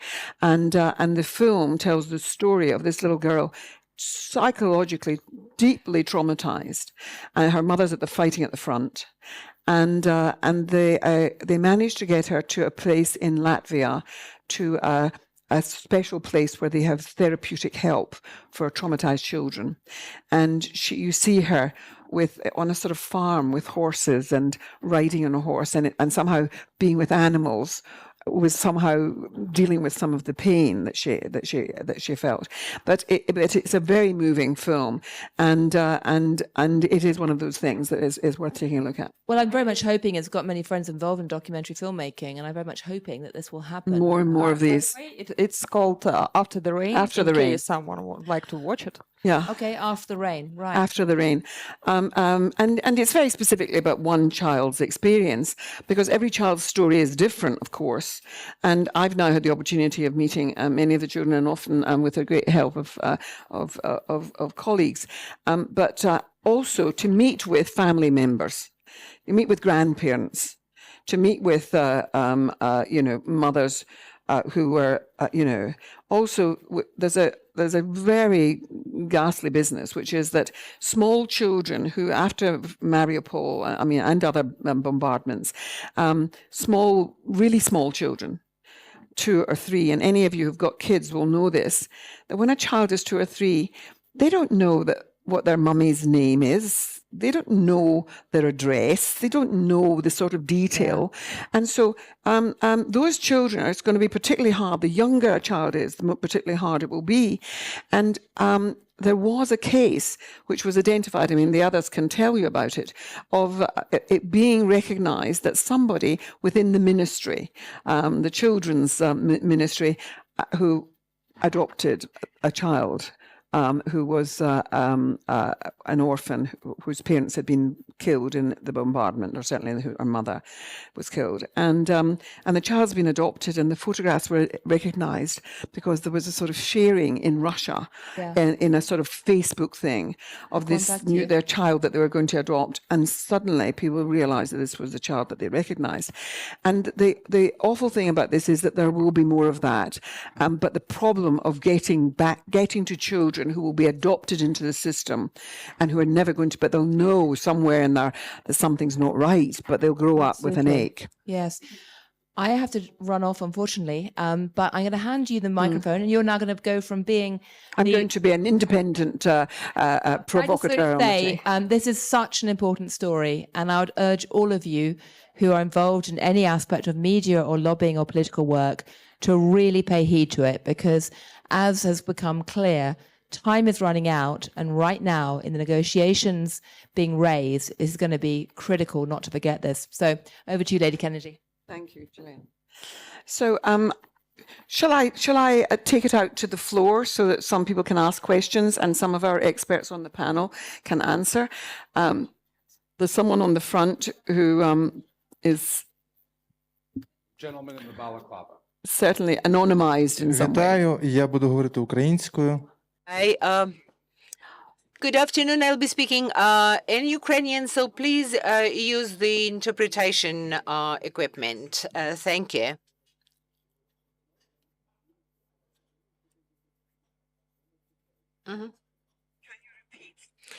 То, коли ми вже вдягнемо, то повторите, будь ласка, так? Translator.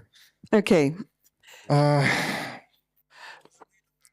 My call sign is Tatar, and I serve in the territorial defense of Ukraine. I've been on the front line for 3 years. Over these 3 years, you become cynical in any war. Perhaps 3 years ago, I could have sat with you and reflect on the destiny of the children who are kidnapped, who are raped, whose identity is erased. But now, as a soldier, I would like to look at this issue from a more practical angle.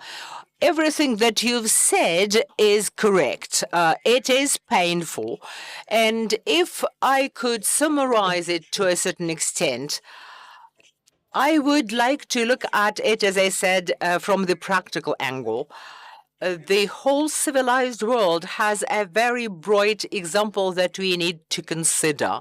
Quite recently, in 1992, you were all adults already. Some were professionals in IT, and technologies were so developed that you could have live streams. A small state, a very small state, the Chechen Republic Ichkeria, started fighting for its sovereignty and independence. And they were very loud. They called on the world to help them, to support them, because they were entitled to their sovereignty and self-determination. But the entire world then, during live streaming, decided that that was the internal affair of the Russian Federation. There were 2 Chechen wars, and as a result, the Chechen Republic ceased to exist. It is now part and parcel of the Russian Federation, and I do agree with my colleagues here in that in the occupied territories, Russians are very aggressive in militarizing children, in spreading propaganda, in children who were 10 at the very beginning of war in Chechnya in 1992 are 40, and now in 2025, all of those former children fight for the Russian army in Ukraine. They are killing our children, our women, our civilians. They are fighting against us. So if I could underscore one thing, if negotiations do take place, and if at that time, some part of Russia, Ukrainian territory is still occupied by Russia, and children are under the Russian rule,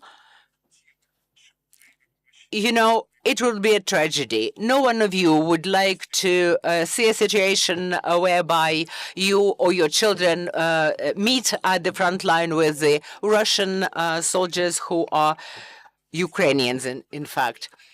Journalists and experts often ask me what's just and lasting peace to us. When we speak about lasting peace, then it will only be lasting when Putin is punished. That he is beaten. Тільки якщо він відчує, що він only when he feels that he has lost, and he only understands the language of force, we know what kind of personality he is and what background he has. He is a KGB man, and we know what kind of men those are. They never tell the truth. They sometimes lie and sometimes tell the truth, but they seldom tell the truth. You have to lie all the time not to be caught lying, right? And they understand only the language of force, and this is a key issue of the West. They still think that you can negotiate something with Putin. That's not the system or framework of values for Putin. That's not the language he uses or understands. I do agree with what you say, and when today we say, and I've been listening to Mykola's desperation today, because the figures are huge, and we don't know how to bring those children back.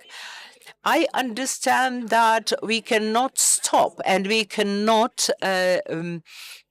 be complacent. We've been in this for more than 2 years, but when we just started, it seemed just absolutely unsurmountable task. But I say we are moving step by step, and it is important for our committed partners and allies to stand with us and to understand that if we want to put an end to it, Putin should feel that he's been beaten.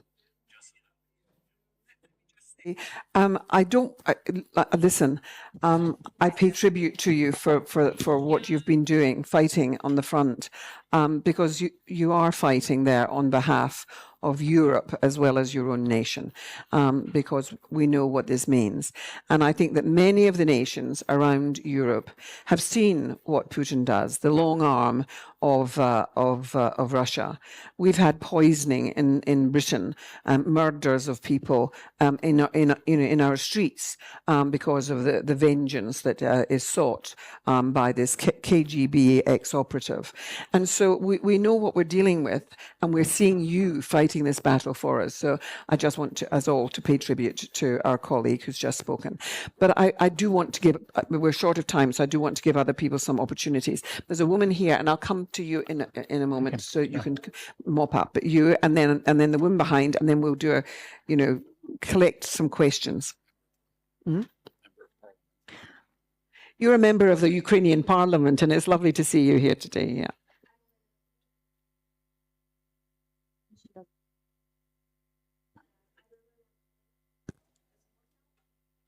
No, it doesn't work.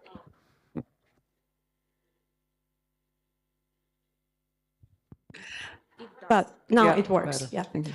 I'm Olena Komenko, the member of Ukrainian Parliament, the member of the Committee on National Defense, National Security, Defense and Intelligence, and I'm also a member of Ukrainian delegation to the Parliamentary Assembly, and I'm chairing the network on the situation of Ukrainian children in the Parliamentary Assembly. We have established the network last year, and the next meeting, the second meeting of the network, will be next week, and will be dedicated to the situation of children in temporarily occupied territories. We all know that these children under the threat of deportation. And my question to the panelists: what do you think? What could be the calls on our partners, on our on representatives of members of parliaments of Council of Europe member states in order to stop deportations, in order to help us return children, in order to prevent deportations from temporarily occupied territories, and return children from occupied territories back. And there are just, of course, we need our partners, our fellow parliamentarians could facilitate and could put more pressure, political pressure on Russia, and they can also call on establishing green corridors for children and people, civilians, to leave temporarily occupied territories. We can also consider engagement of other countries as a mediators. So we know that we have Qatar as of now, but this can be more partners who are willing to help us and who can really approach to Russia. So what's your idea? What are your ideas? How we can? I'm going to answer. I'm going to answer that. Politicians and. I'm going to answer that very quickly. Okay, you want to know how do we get people out there to be more supportive? How do we raise this? Let me tell you that there are already something like 48 countries who've signed up to the coalition of support on bringing kids back. 41, and on bringing the kids back. And so we've got many countries who have signed that. However, they are essentially countries from the global north. We're always searching for new ways of describing the way that the world is divided up. But there are many nations that basically are doing that holdback thing of wanting to remain neutral in relation to this conflict, this war. And we're now engaged in conversations with them. On Monday of this week, I was involved with, and Daria was too, in an engagement with journalists from India, from South Africa, letting them know the full details of what we've just been talking about, because the stories are not told there. And the way in which we are addressing this is to say, you may be neutral, but you can't be neutral on children. You can be neutral on not wanting to fall out with a trading partner or to a nation that you have a special connection to for whatever historic. We're nearly. So I just wanted to say that we've got support and we're trying to win more support, but not from just. Putin will not listen to the West. He's more likely to listen to countries that he feels are more in his friendship circle. So I need to respond. Yeah. May I respond specifically? Nataliia is going to respond. I briefed the ministerial meeting in Montreal of the foreign ministers, and we came up with, so let me be very specific and tell you the four needs, okay? One is overall coordination of the effort. Two, donor support group to ensure financing for the third, which is the technical group, which includes central data repository. And fourth is the negotiation team, right? So what I laid out in the ministerials, that those are the four critical elements.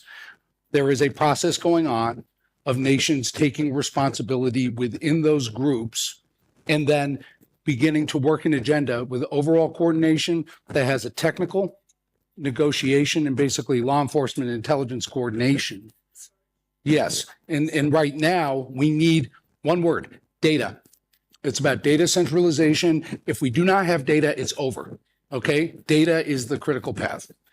And that is being collected by people inside Ukraine just now, but with difficulty, because you've got to remember there's a war going on.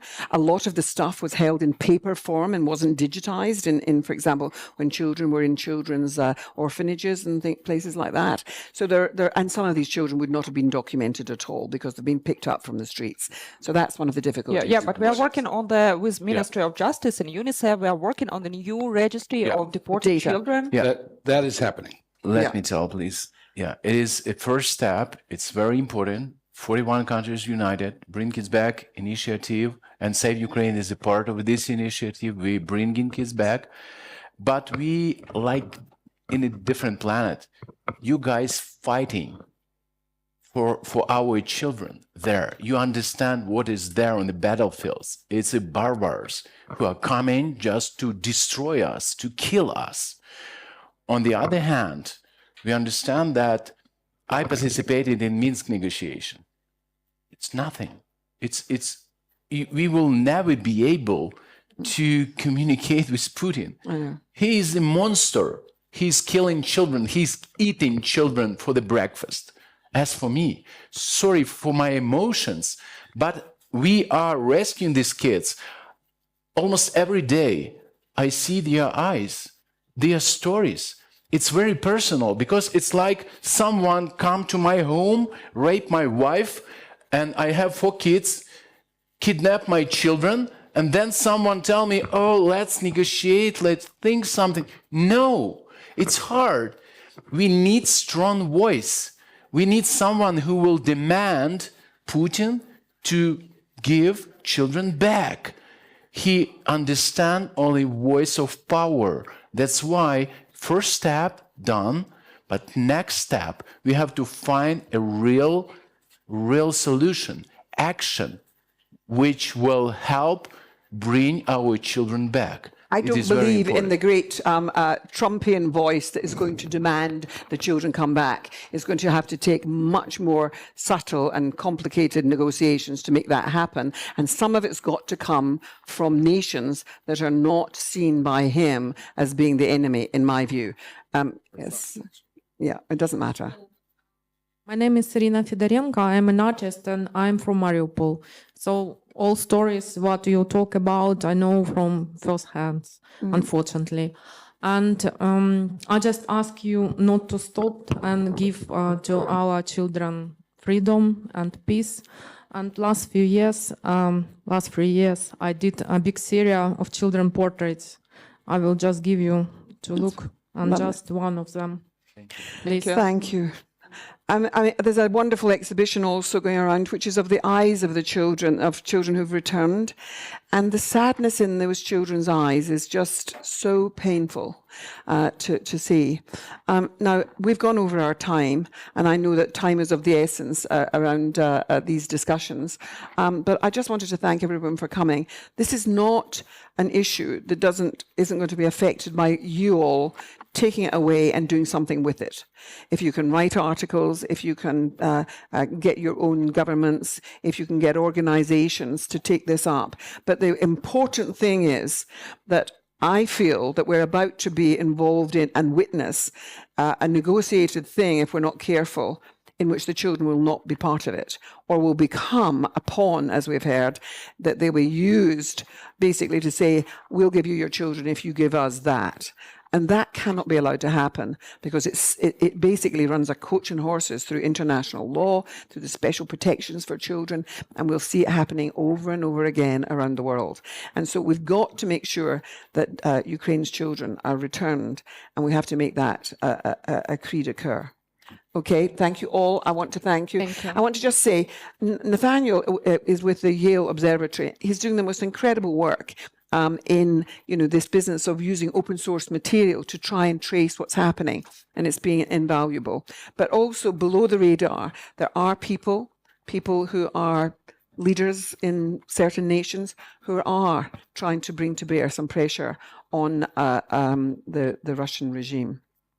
And please share the stories of kidnapped children, because many people don't understand this real situation with these children. It's very important to raise awareness about Ukrainian children who are suffering in occupied territories and in Russia. Thank you so much. Is that the book? Oh. Wow. Gosh.